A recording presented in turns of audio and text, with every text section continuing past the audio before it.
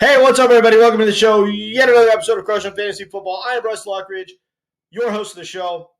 All right, guys, today we are going to be going over my top 12 PPR rankings. Now, if you want me to go deeper, if you want me to give you my top 100, those are listed in my Patreon. Well, rather, they're going to be listed in my Patreon after today's video. When I posted my video yesterday morning, I said they were going to be up yesterday. A little bit of a delay, but they will absolutely be posted in my Patreon tonight. So if you want me to go deeper and give you my top 100, detailed descriptions on all these players, join my Patreon. Also, joining the Patreon gives you access to the Patreon League and gives you a chance to have some fun with us this year, win our league, and make some money. So I'm going to post a link to the Patreon below, but without any further ado, we are going to get into my top 12 PPR rankings for this fantasy season, 2024. And let's go. All right, first player on my list is going to be Tyreek Hill. Now, this is a guy who's probably the most bust-proof player in fantasy. That's why he's my number one on my list. Back-to-back 1,700-yard seasons. Probably would have had 2,000 yards last year if he didn't have that injury late in the season. This dude has shown to be significantly better in the Dolphins offense than he was in the Chiefs offense. I thought it was going to be a fantasy downgrade for him going over to Miami.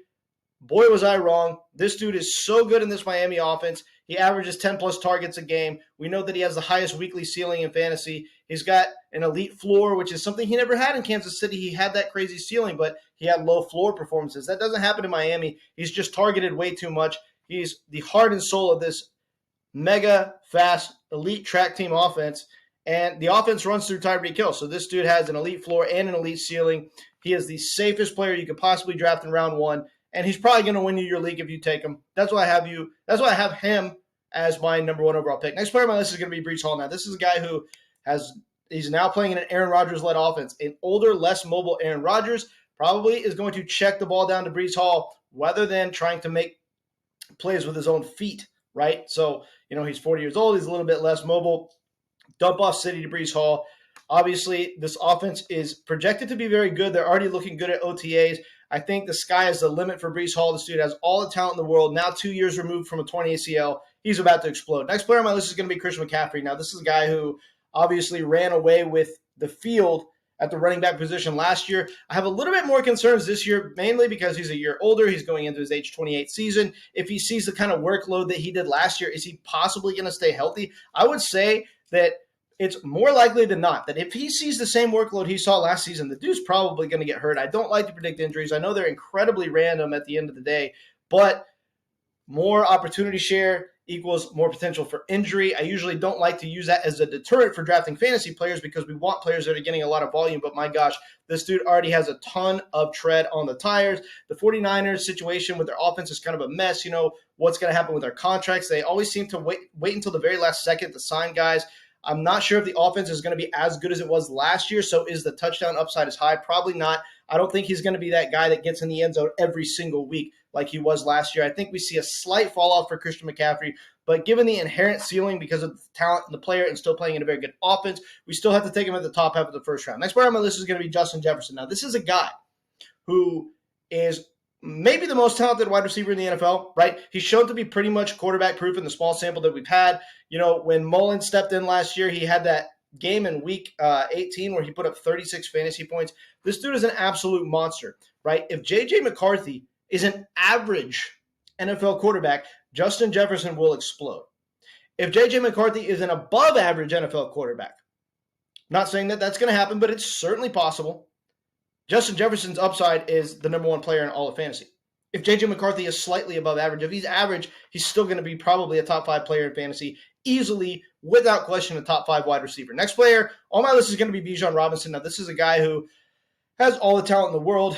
He's going to be a dual threat. He's now playing in a Kirk Cousins-led offense. I love the upgrade for Bijan Robinson at the quarterback position, and I like the fact that they fired Arthur Smith. He was pissing me off all last season. Anybody who drafted Bijan was supremely disappointed in his lack of usage last year. So I like the fact that Bijan Robinson is looking like he's going to score more fantasy points this year. So he's probably a good first-round investment. Next player on my list is going to be CeeDee Lamb, the wide receiver one from last season.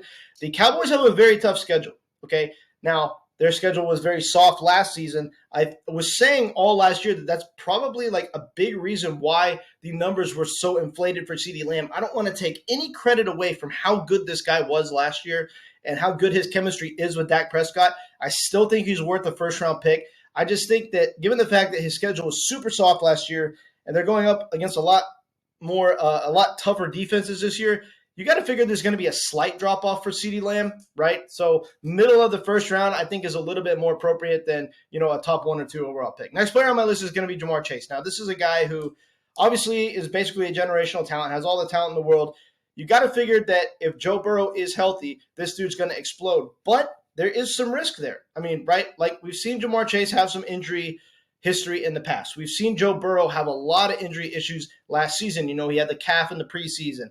And then, he hurts himself, with 5 or 6 games to go in the season last year and is out for the rest of the season. So can Joe Burrow stay healthy? That's the big X factor here. If Joe Burrow was 100% guaranteed to stay healthy, I would have Jamar Chase as a top 3 or 4 overall player. But given the inherent risk, considering the fact that both of these guys have had trouble staying on the field, I think we have to temper our expectations just a little bit and take him in the mid part of round 1 as opposed to like a super early pick. Now, for best ball formats, I don't mind taking him 1, 2, or 3 overall because the ceiling is obviously number 1 wide receiver in fantasy. But for our everyday redraft leagues, I think we need to be a little bit more careful and take him more like middle of round 1, mainly because Joe Burrow can't really always stay on the field. Next player on my list is going to be Jahmyr Gibbs. This dude is going to take over this year. They're already saying that they're going to give him more usage. David Montgomery is going to be used less. David Montgomery is probably going to be used in that role where he's just kind of running the ball up the middle and beating up the defense. And then Jahmyr Gibbs is going to get on the edge. He's going to get outside. He's going to see 10-plus targets in certain weeks. This dude's going to absolutely freaking explode. He is a value going late in the first round. He has the upside to be the running back 1.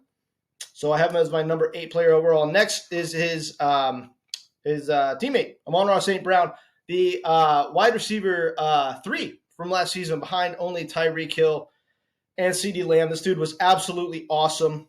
For best ball formats, there's certainly players that I prefer above him, mainly the guys that are ahead of him on this list. But for your everyday PPR redraft leagues, I mean, this dude is one of the safest players you can pick in fantasy. He's going to see 10-plus targets in most weeks. He plays in a hyper-explosive offense, by far the best offensive line in the NFL, right? So Amon-Ra St. Brown is pretty much a sure thing. He is a value going late round 1 for your everyday PPR redraft leagues. For your best ball leagues, he's probably going to go somewhere in the same vicinity, and I definitely think you should draft a healthy share of Amon-Ra St. Brown in your best ball drafts, but he's definitely more valuable in your everyday redraft PPR leagues. Next player on my list is going to be Marvin Harrison Jr. Now, this guy, a generational talent, right? He's going to be the clear-cut wide receiver 1 in his offense. He's got a very good deep ball thrower and really a good overall quarterback in Kyler Murray. Kyler Murray gets kind of a bad rap because, he's kind of annoying. He's kind of arrogant, but he is a good quarterback at the end of the day. He's very talented. I think Marvin Harrison Jr. is going to absolutely explode in this offense. Look for him to have the upside to be the wide receiver 1 in fantasy in his rookie season. It certainly could happen.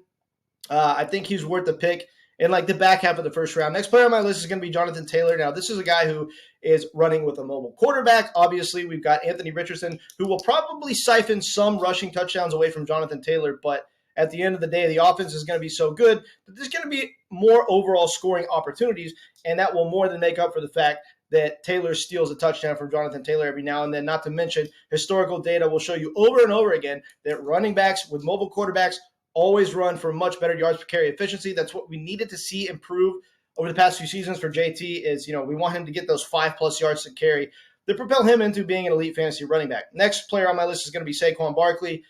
It's kind of the same situation for Saquon. Elite talent with a elite talent rushing quarterback in Jalen Hurts. I think that Jalen Hurts and the Eagles have a huge bounce back season this year. Kind of weird to say that considering they started like 10-1 last season, but bottom line is Saquon Barkley is an elite talent running behind, a good offensive line, not as good without Jason Kelce, but the yards per carry efficiency should be very good considering the fact that he has a mobile quarterback. Yes, Jalen Hurts will steal some rushing touchdowns for Saquon Barkley, but Saquon Barkley is still going to get 10-plus touchdowns without question this year in this offense.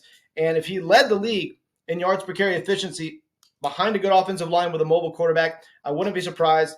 He has got an outside shot to finish as a running back 1, so take him in the back half of the first round. All right, guys, appreciate it. Catch you later.